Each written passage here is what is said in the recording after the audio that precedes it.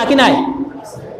আপনি দেখবেন, আমি একটু চোখ খুলেন, বিভিন্ন এখানে যেই আমাদের বিল্ডিংগুলি আছে, কক্সবাজার বলেন, ঢাকাতে বলেন, চট্টগ্রামে বলেন, বিভিন্ন বিল্ডিংগুলি, কটেজগুলি আছে, হোটেলগুলি আছে, এখানে দেখবেন তো আপনি খোঁজখবর নিয়ে দেখেন, এখানে কি বৈধ ব্যবসা বেশি হচ্ছে নাকি অবৈধ বেশি হচ্ছে?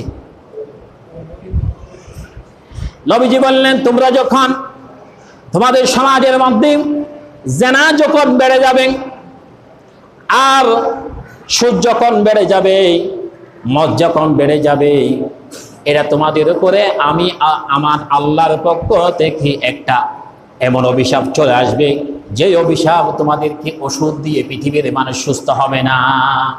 ডাক্তার ওষুধ দিবেন, কোনো কাজে আসবে না, ডাক্তারের ওষুধে কোনো কাজ করবে না।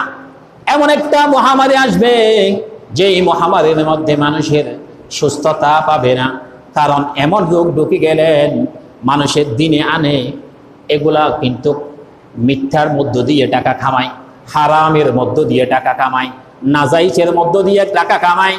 এই টাকাগুলি দিয়ে সন্তানকে খাওয়াচ্ছি, আমার স্ত্রীকে খাওয়াচ্ছি, আমি নিজে খাচ্ছি, আমার দানও করতেছি। নবীজি বললেন, তোমার এই টাকা তুমি যদি দান করো, এই টাকার মধ্যে কোনো সওয়াব পাওয়া যাবে না। নাজাইজ টাকা দিয়ে কোনো সওয়াব পাওয়া যাবে না।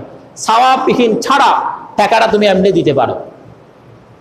টাকা কতদিন লাগে, কত টাকা লাগে, কত টাকা লাগে সেটা দেখার জন্য একজন মসজিদের ইমাম থেকে শিক্ষা নিলে হয়ে যায়।